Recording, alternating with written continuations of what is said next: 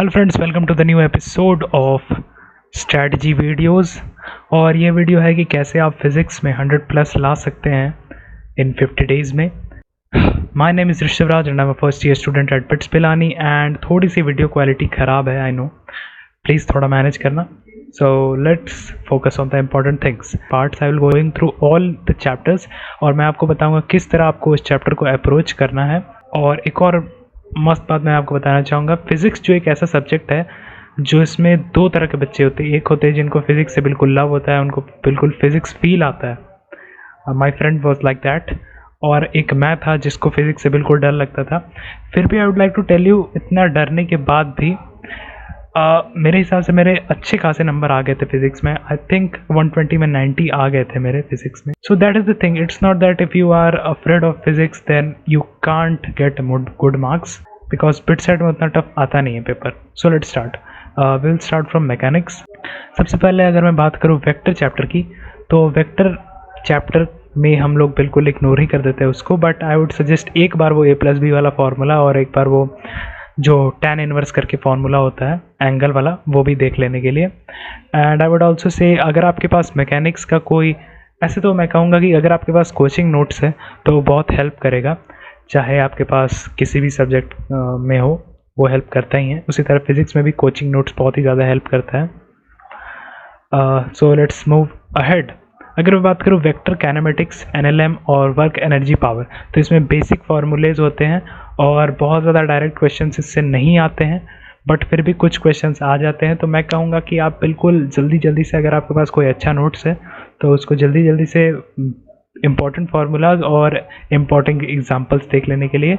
और अगर आपका मैकेनिक्स वीक है तो आई वुड सजेस्ट कि आप HC वर्मा के एग्जांपल्स एक बार देख लेना, तो उससे आपका काम हो जाना चाहिए।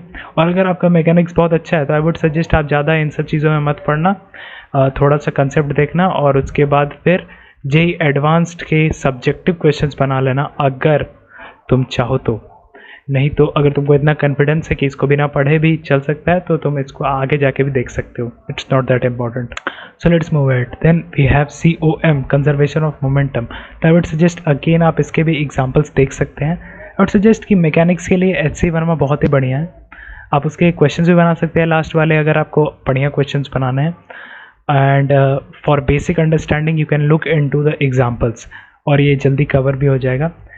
सेम मैं सेंटर ऑफ मास और रोटेशन के लिए भी सेम बातें बोलूँगा। और सेंटर ऑफ मास और रोटेशन से बहुत लोग डरते हैं, बट आई वुड से कि बिट सेट पे अगर आपका फोकस है तो आप मत डरिए, बिकॉज ज़्यादा क्वेश्चंस वैसे आने नहीं वाले हैं। मोस्टली जो क्वेश्चंस होंगे वो मोमेंट और इनर्शिया और एंगुलर मोमेंटम के कंजर्वेशन वगैरह पे आने वाले हैं, ये मैं आपको पहले से बता देता हूँ।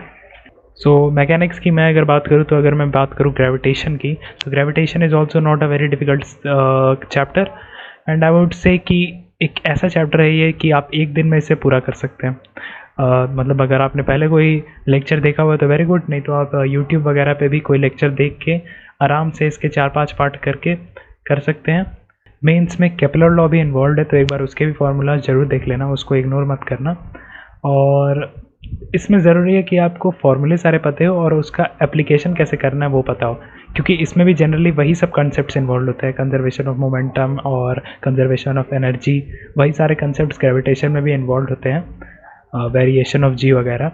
तो बस दैट इज़ इम्पॉर्टेंट कि आपको एप्लीकेशन करने आना चाहिए। फिजिक्स में यही है, आपको फार्मूला पता आना चाहिए और आपको एप्लीकेशन करने आना चाहिए। और एप्लीकेशन कैसे आएगा, अगर आपको अच्छे एग्जाम्पल्स पता होंगे उसके बारे में, यू नो, या तो आपका 11-12 बहुत ही स्ट्रॉन्ग हो और आपने बहुत अच्छा प्रैक्टिस किया हो तो कोई बात ही नहीं है। बट अगर आपकी उतनी अच्छी नहीं है तो भी आई वुड सजेस्ट कि अगर आप HC वर्मा से बेसिक एग्जांपल्स देखने के बाद JEE मेन के प्रीवियस ईयर क्वेश्चंस या फिर अरिहंत के बिट सेट गाइड के क्वेश्चंस करते हैं तो that would be good. And then finally we reach to the chapter units and dimension. I would say units and dimension एक ऐसा चैप्टर जो हम लोग 11th में शुरू में स्कूल्स में पढ़ते हैं, और इसलिए भी बहुत लोग को एक बेसिक अंडरस्टैंडिंग होती है उसके बारे में। और लास्ट में जाके जब JEE मेन की तैयारी होती है तो 1 या 2 क्वेश्चन आ जाते हैं इससे। एंड यूनिट्स एंड डायमेंशन में एरर भी इन्वॉल्व है। ओके, सो एरर से भी स्क्रू गॉज और वर्नियर कैलिपर को इग्नोर करने में नहीं बोलूँगा, एक बार उसको भी देख लेना। मतलब आप विश्वास नहीं करेंगे, वर्नियर कैलिपर और स्क्रू गॉज तो JEE एडवांस में भी आता है।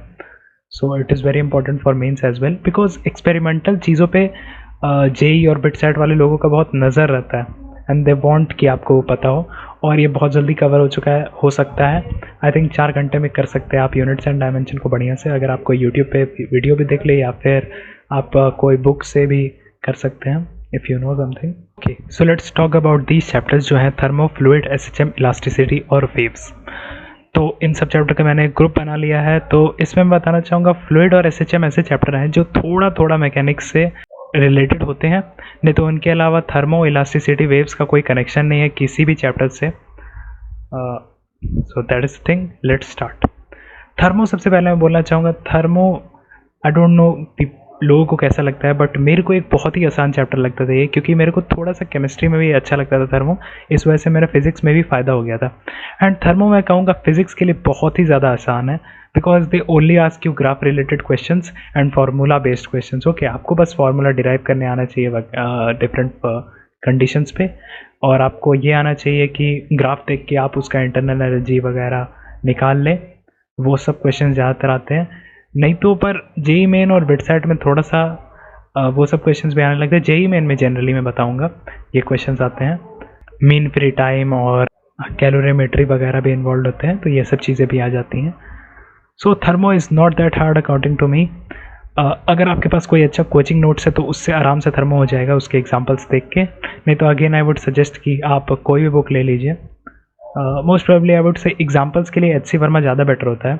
I would not suggest DC. Pande for that. DC. Pande अगर आपने पहले से बनाया है 11th-12th में तो आपके लिए बेनिफिशियल है, आप वहाँ जाके देखिए कि जो क्वेश्चंस आपसे नहीं बना था उसको फिर से ट्राई कीजिए बनाने का।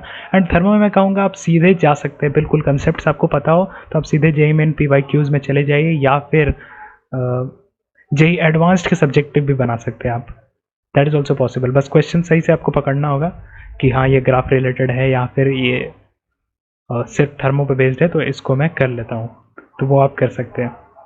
And then I would say you should go to fluid. So fluid is a different type of chapter, हर कोई इसको अच्छे से नहीं समझ पाता है, मैं भी नहीं समझ पाया था।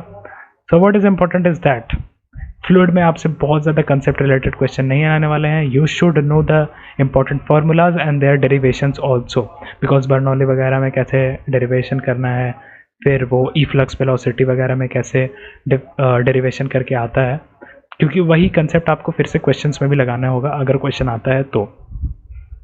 सो आई वुड सजेस्ट कि आप उसको फील करने के लिए कोई यूट्यूब वीडियो भी देख सकते हैं। जनरली अकेडमिक अनअकैडमी लेक्चर्स मैंने देखे थे और मुझे ठीक लगे थे, तो आप भी उसका यूज़ कर सकते हैं। And then we have SHM. तो यार SHM again is a easy chapter, मतलब ये थोड़ा सा मैकेनिक्स रिलेटेड होता है only in the spring part, नहीं तो ये थोड़ा थोड़ा इक्वेशंस वाला होता है, सिंपल हार्मोनिक मोशंस के जो इक्वेशन होते हैं, और वो ज़्यादा टफ नहीं है। मतलब हर बार मैं यही कहूँगा कि कोचिंग नोट्स अगर आपके पास है तो you are a bit ahead of others, वो फ़ायदा है आपके पास, क्योंकि आपके पास एक अच्छा नोट्स है लिखा हुआ, वो बहुत ज़रूरी होता है। और ये भी मैं सजेस्ट करूँगा, चाहे केमिस्ट्री हो, फिजिक्स हो, मैथ्स हो, आप जब भी एक चैप्टर कर ले तो उसके शॉर्ट नोट्स जरूर बना लेना छोटे छोटे, कि आपको बार बार पूरा चैप्टर का नोट्स ना देखना पड़े। ये गलती मैंने की थी एंड ये बाद में मैं समझा था कि ऐसा नहीं करना चाहिए। नो, आई वुड सजेस्ट आप पहली बार पढ़े, उसके बाद फिर जब दूसरी बार जाए तो आपको पहले से पता होगा कि ये ज़्यादा इंपॉर्टेंट है, तो बस उन चीज़ का शॉर्ट नोट्स बना लीजिए, ताकि तीसरी बार जब आप पढ़े तो आपको ज़्यादा टाइम ना लगे। Okay, and then we go into elasticity which is not a very important chapter. Stress strain curve पे ध्यान देना है और उससे रिलेटेड कुछ फार्मूलाज है वो देख लेना है, और डेफिनेशन है वो देख लेना, उससे काम चल जाता है। And then we have waves. Waves again is a different type of chapter, और उसमें बहुत सारे कंसेप्ट पढ़ाए जाते हैं कोचिंग्स में, उतना पे ध्यान नहीं देना है। वेरी इंपॉर्टेंट इज़ दैट आप बिटसेट का सिलेबस देखें और उस सिलेबस से रेस्ट्रिक्टेड रहें। अगर स्टैंडिंग वेव्स है तो सिर्फ स्टैंडिंग वेव के इक्वेशन देखें, उसके एनर्जी पे मत जाइए, उतना ज़्यादा ज़रूरी नहीं है। मतलब this is was just an example कि आप ज़्यादा एक्सेसिव नहीं कीजिए, जितना इंपॉर्टेंट है बस उतना ही कीजिए। So let's move on. तुझसा से मैंने देखा है नहीं यार, जादू है। Okay now so I have come to the third part, जिसमें है electrostatics, current, electricity, magnetics, EMI and AC, electromagnetic wave, semiconductor and communication. ये पूरा 12 है आई गेस, एक्सेप्ट ऑप्टिक्स और मॉडर्न फिजिक्स, मैंने सब कुछ डाल दिया यहाँ पे। तो इलेक्ट्रोस्टैटिक्स, ऐसा है कि इलेक्ट्रोस्टैटिक्स हम लोग 12th में पढ़ते हैं शुरू में, एंड आई गेस कि आपने ज़रूर थोड़ा ध्यान ज़रूर दिया होगा क्लास में, क्योंकि 12 में शुरू हम लोग जाते हैं, थोड़ा तो एंथुसियास्टिक होते ही हैं सब लोग, और आपको कम से कम बेसिक अच्छे से आता होगा, या फिर आपने बोर्ड की प्रिपरेशन की होगी तो आपको आता होगा ये सब चीज़। बहुत ज़्यादा नहीं चाहिए बोर्ड के आगे। और अगेन आई वुड से कि कोचिंग्स में भी बहुत ज़्यादा पढ़ाया जाता है, उतना भी नहीं चाहिए। इट्स इम्पॉर्टेंट कि जो ज़रूरी फार्मूलेज है वो मेरे को पता हो। इसमें ज़्यादा बहुत लोग डेरिवेशंस भी कराने लगते हैं, उन सब पे ध्यान मत देना इलेक्ट्रोस्टैटिक्स में। इट्स इम्पॉर्टेंट कि आपको सही फार्मूले को अप्लाई करने आना चाहिए, which is the case in every chapter. मतलब एग्जाम्पल्स देखो सही से और फिर उसको अप्लाई करना सीखो। अप्लाई कैसे करना है? प्रीवियस ईयर क्वेश्चंस बना के। That is the only trick in these chapters, electrostatics, current, magnetics, EMI and AC। अगर मेरे को कोई इम्पोर्टेंट एडवाइस देना है तो मैं ये बता सकता हूँ कि AC is not that hard a chapter. आप चाहे तो उसको जल्दी से कर सकते हैं। इन सब चैप्टर में जब एडवांस लेवल पे जाते हैं तो मेरे को भी थोड़ा प्रॉब्लम होता था, but the thing is that आप लोग बिट सेट में उतना एडवांस चाहिएगा नहीं। You just need those formulas and how to apply them. Practice बहुत इंपॉर्टेंट है मेरे हिसाब से, तो इट्स नेसेसरी कि आप प्रीवियस ईयर सारे क्वेश्चंस बना लें और देखें कैसे क्वेश्चंस आ रहे हैं। JEE मेन के भी मैं कहूँगा, see I always say that JEE main previous year questions बनाएं, क्योंकि अगर आप JEE मेन के प्रीवियस ईयर क्वेश्चंस बना लेते तो फिर बिट सेट में कोई प्रॉब्लम ही नहीं ना है। बिट सेट तो उससे सिंपल ही आएगा, और बिट सेट के प्रीवियस ईयर क्वेश्चंस आपको मिलने वाले हैं नहीं। और जिनके पास नोट्स नहीं है, कोचिंग नोट्स नहीं है, तो वो ज़्यादा दुखी ना हो। आई वुड सजेस्ट कि आप अनअकैडमी के नोट्स भी डाउनलोड कर सकते हैं, उनके नोट्स बहुत अच्छे होते हैं। See this video is not at all sponsored by Unacademy, but मैंने हेल्प लिया था 11th-12th में उनसे, so that is why I am saying their name repeatedly. So और मैं आपको ये भी बताना चाहूँगा कि इस पार्ट से बहुत ज़्यादा हार्ड क्वेश्चंस नहीं आने वाला है, जैसा कि मेरे सामने अभी रखा ही हुआ है JEE मेन का प्रीवियस ईयर क्वेश्चंस, तो मैं देख पा रहा हूँ कि उतने हार्ड क्वेश्चंस नहीं आते इस पार्ट से। आपको बेसिक आइडिया ठीक से होना चाहिए। ओह हाँ, करंट में आपको पोटेंशियोमीटर और मेनली पोटेंशियोमीटर वाला पार्ट और व्हीटस्टोन ब्रिज वगैरह भी देख लेना चाहिए, क्योंकि एक्सपेरिमेंटल चीज़ जो भी है उनको नहीं छोड़ना चाहिए आई वुड से, बिकॉज ये लोग ट्राई करते हैं किसी भी तरह एक्सपेरिमेंटल चीज़ घुसाने का, विच आई रियलाइज्ड लेटर ऑन। हाँ, और मैग्नेटिज्म में भी एक और चैप्टर है मैग्नेटिज्म एंड मैटर करके, तो उसको भी मैं कहूँगा कि आप यूट्यूब पे कोई वीडियो देख लीजिए और उसको भी कर लीजिए जल्दी से, जिसमें हिस्टेरिसिस वाला पार्ट है और कुछ हो सकता है आपने शायद बोर्ड्स के लिए पढ़ा हो, तो उसको ही छोड़िएगा मत। देखिए कुछ चैप्टर्स है JEE मेन एक्सक्लूसिव चैप्टर्स हैं, आपको कोशिश करना चाहिए, जो फिजिक्स में थोड़े ज़्यादा है तो आपको कोशिश करना चाहिए उन सबको कवर कर लेने का, ओके। क्योंकि हो सकता है कि 40 में से 5 क्वेश्चन उन JEE मेन एक्सक्लूसिव चैप्टर से आए, तो you have an edge over that, because बहुत लोग हो सकता है उसको छोड़ भी दे। They are like no, I want to read only the main chapters. So the thing is that कि क्वेश्चंस जो आते हैं जनरली कैलकुलेशन बेस्ड और फार्मूला बेस्ड ही आते हैं इन चैप्टर से भी, so you will be able to do it most probably, अगर आपको थोड़ी प्रैक्टिस है। हाँ, and next we move on electromagnetic wave and semiconductor and communication. तीनों छोटे छोटे चैप्टर और बिल्कुल करने वाले चैप्टर।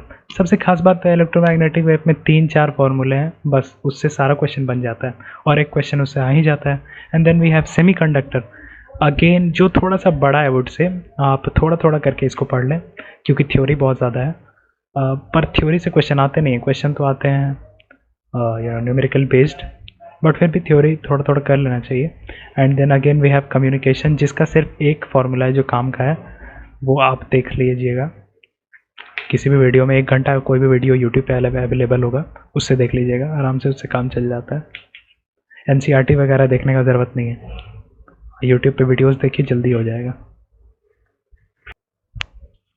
अगेन आई वुड से ऑप्टिक्स की अगर हम बात करें तो इसमें रे ऑप्टिक्स और वेव ऑप्टिक्स है। वेव ऑप्टिक्स बिल्कुल ही वेव्स का कॉपी है, जिसमें आपको इंटरफेरेंस वगैरह जानना ज़रूरी है और मेंस के लिए डिफ्रैक्शन भी जानना ज़रूरी है, विच आई वुड अगेन से कि आप अपने कोचिंग नोट्स या फिर कोई एग्जांपल्स है तो उससे हेल्प ले सकते हैं। एंड वेव ऑप्टिक्स के लास्ट पार्ट्स जो पोलराइजेशन वगैरह है, तो इसके लिए कोई यूट्यूब वीडियो देख सकते हैं, उससे काम मस्त हो जाता है।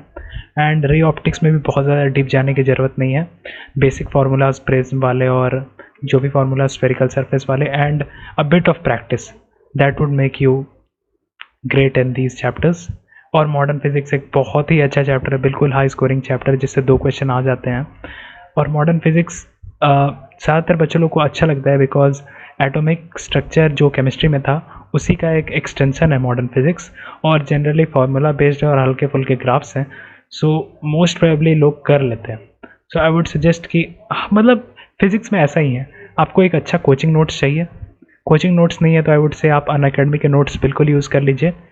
और फिर तीसरा, जो भी जेईई मेन एक्सक्लूसिव चैप्टर्स हैं उनके लिए यूट्यूब वीडियोस देखिए, और एग्जाम्पल्स के लिए एचसी वर्मा बुक यूज़ कर सकते हैं, और क्वेश्चंस बनाने के लिए JEE main previous year questions, और किसी चैप्टर में आपको लगता है मैं इसमें बहुत ज़्यादा स्ट्रांग हूँ तो उसके लिए जेईई एडवांस के सब्जेक्टिव या फिर single correct, that will do most of your work. So guys, अगर तुमको मेरे वीडियोस अच्छे लगे तो शेयर करने की कोशिश करना अपने फ्रेंड्स के साथ, और चैनल को सब्सक्राइब कर देना।